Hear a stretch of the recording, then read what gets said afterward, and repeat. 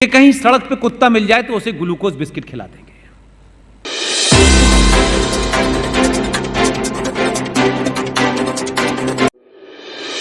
ये कौन है, कहां से आए, इन्होंने पकड़ी कड़ा, ये केश क्यों बढ़ाए, ये कृपाण क्यों रखी, ये हमने बताया अपने बच्चों को कि नहीं,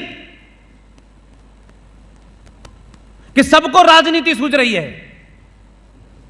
इसलिए आज से 7 साल पहले एक मुहिम चलाई। आप जैसे लोगों ने मंच दिए, आप जैसे लोगों ने बुला करके खाना खिलाया, और हमारी कोशिश यह हुई कि किसको लाभ होगा किसको हानि होगी, यह हमारा कभी एजेंडा नहीं रहा। मेरे मूल में राष्ट्र है, और इस राष्ट्र को बचाने के लिए, इस राष्ट्र को सशक्त करने के लिए जो भी कुछ मेरे पास मुमकिन तर्क हैं उनको सार्वजनिक करूंगा। एक बहुत बड़ा सेठ था, उसके घर में चोरी हो गई। वो सेठ सुबह से रो रहा था, पूरा मोहल्ला आ गया और सबके सब सेठ के घर में चोरी हो गई, सेठ रो रहा है। शाम को पूछा, भाई सेठ साहब आपके घर में चोरी क्या हुई? तो शाम को पता चला कि सेठ के घर में साबुनदानी चोरी हो गई थी। कोई आया होगा, बकरी चुराने के बाद उसने कहा हाथ धो लूं, साबुन ही ले गया। अब साबुनदानी चोरी हो गई, पूरा समाज, पूरा मोहल्ला परेशान कि यार इतना बड़ा सेठ है, साबुनदानी चोरी हो गई, इस पर रो रहा है। तो लोगों ने सेठ से पूछा कि सेठ साहब आप इतने खरबपति आदमी हैं, साबुनदानी चोरी होने से आप क्यों रो रहे हैं? सेठ ने पानी पिया और कहा कि मैं साबुनदानी के चोरी होने पे नहीं रो रहा हूं, बल्कि इस बात के लिए रो रहा हूं कि चोर ने मेरा घर देख लिया है। इसलिए कश्मीर में 19 जनवरी 1990 को इन जिहादी इस्लामिक आतंकवादियों ने, जो भारत के खर्चे पे पलते हैं, जब उन्होंने कश्मीरी हिंदू पंडितों को मार के भगाया था तो पूरा देश चुप रहा, कोई प्रतिक्रिया नहीं दी आपने कोई धरना प्रदर्शन भी नहीं किया। माफ कीजिएगा, अगर उसकी प्रतिक्रिया आसाम में होती, बंगाल में होती, तो बंगाल में साल भर पहले जो जघन्य अपराध हिंदुओं के साथ हुआ है वो कभी ना होता। इसलिए समझदार समाज बहुत दूर पहले ही जिले के अंदर कोई आतंकवादी घुसे तो ये नहीं कहते कि अरे क्या फर्क पड़ता है, वो तो वहां है ना, उसे वहीं समाप्त करेंगे, तभी घर सुरक्षित रहेगा। घर के सामने आ गया तो फिर तो वो अंदर आ ही जाएगा। लिहाजा कश्मीर पे चुप्पी, बंगाल में चुप्पी, हिंदुओं के ठेकेदार कहां हैं, केरल में चुप्पी, हमारे कार्यकर्ता मर जाएं, हमारे लोग मर जाएं, लेकिन हम नहीं बोलेंगे, क्योंकि गर्दन कटाने के पास हमारे ही लोग हैं। और यही वजह है कि यूरोप, कोई ऑस्ट्रेलिया से चल करके उड़ीसा में आ जाता है, क्योंकि आप अपने लालच और स्वार्थ में आकंठ डूबे हुए हैं। आप मक्कारों के और दलालों के बीच में रहते हैं। ये दलाल और मक्कार अपने स्वार्थ से कभी आपको ऊपर नहीं उठने देते। इसलिए ऑस्ट्रेलिया, नाम सुना है ना आपने? ऑस्ट्रेलिया की टोटल पॉपुलेशन 2,25,00,000 है।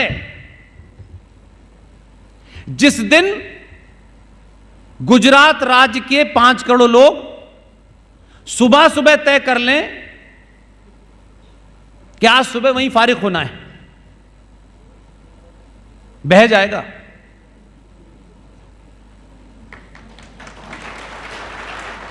लेकिन मैं बात बता रहा हूं, ऑस्ट्रेलिया से चल के एक परिवार, आप उनका कन्विक्शन और कमिटमेंट देखिए, और हमारी हिपोक्रेसी और मक्कारी देखिए हिंदू संगठनों की। ऑस्ट्रेलिया से एक परिवार चल के आता है, लुटेरों का देश है, पूरा इतिहास पढ़िए उनका। वो उड़ीसा के अंदर आने के बाद भोले भाले आदिवासियों को ग्लूकोज का पैकेट, क्योंकि हमारे यहां धनाढ़ लोग नए नए पैदा हुए हैं, ये धनाढ़ लोग इतने मक्कार हैं कि वो जो ग्लूकोज का पैकेट आता है 4 रुपए का, ये इनकी कार में रखा होता है।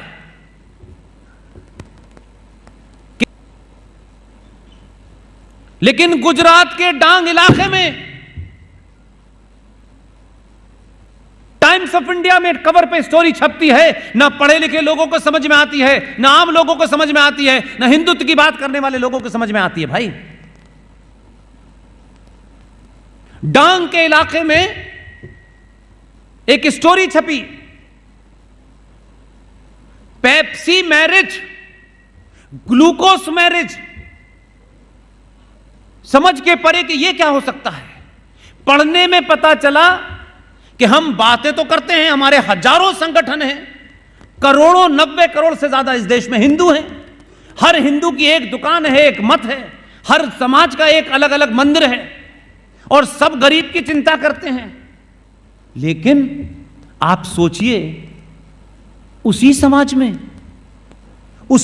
में हम पाप पुण्य की बात करते हैं, चींटी हमसे न मर जाए इसकी चिंता करते हैं। उसी समाज के अंदर आदिवासी जो मां सबरी के वंशज हैं, जिनका झूठा पेट भगवान राम ने खाया, आज उस समाज के लोगों के प्रति आपके बीच में रिश्ता यह है कि कोई भी उन्हें एक ग्लूकोज का पैकेट देता है, वो ऑस्ट्रेलिया से, वो इंग्लैंड से, वो फ्रांस से, वो जर्मन से चलने वाले आदमी के उस ग्लूकोज के पैकेट पर शादी कर लेते हैं एक क्रिश्चियन के साथ में। वो अपना मतांतरण कर लेते हैं एक पेप्सी पिलाने पे। आपको क्या शौक है कि जब तक शादी में 10 करोड़ का खाने वाला ना आए, 5000 की प्लेट ना हो, हर बड़े बड़े रईस आदमी के लिए आप सोने का सिक्का ना दें, तब तक आपको अपनी शान का बखार करने का शौक नहीं मिलता। उस देश में बाहर से, यूरोप से लोग आकर के आपके लोगों को, आपके भोले वाले जनता को,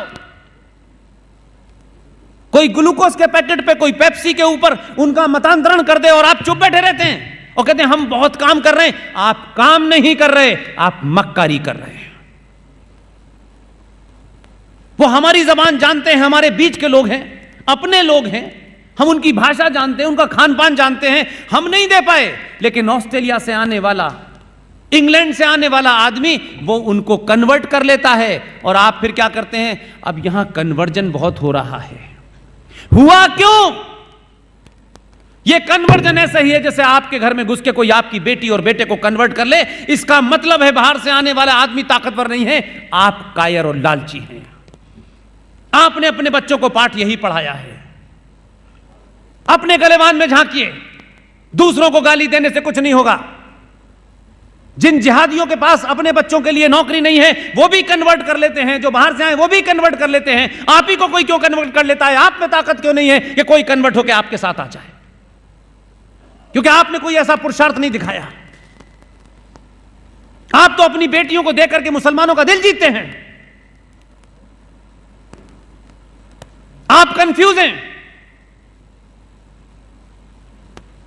इसलिए कि आप लालच और स्वार्थ में लिप्त हैं। इसलिए जब भारत राष्ट्र की बात करेंगे तो यह बात सुननी पड़ेगी, और जब देश की बात करेंगे तो इस पार्टी ने यह किया, उस पार्टी ने वो किया। I am not interested. Party की औकात क्या है? कितने भी करोड़ों मेंबर हो जाएं, लेकिन भारत राष्ट्र के 90 करोड़ से मेंबर ज्यादा नहीं हो सकते। इसलिए उस ताकत को समझाने आया हूं। ऐसा नहीं है कि आपको पता नहीं है। इस सभा में एक पगड़ी बैठी हुई है। क्या नाम है आपका? खड़े तो हो जाइए मेरे भाई। ये अमनदीप सिंह है, बैठ जाइए। जो काम आप कर सकते थे, जिसमें कुछ पैसा भी खर्च नहीं हो रहा था, वो भी तो नहीं किया। और यहां जब मैं कहता हूं आप, तो आप ये मत समझिए कि मैं आप पूरे जहां जहां मेरी आवाज जा रही है मैं उनसे कह रहा हूं। मैं सिर्फ आपसे नहीं कह रहा, इनके साथ किसी पार्टी ने अपने स्वार्थ के लिए कुछ अन्याय किया। हम जब युद्ध लड़ रहे हों, युद्ध में हर आदमी, उसकी जाति क्या है, उसकी आर्थिक स्थिति क्या है, वो कौन है, यह महत्व नहीं लगता है। महत्व यह होता है उस युद्ध में जो भी भागीदारी है वो हमारा है।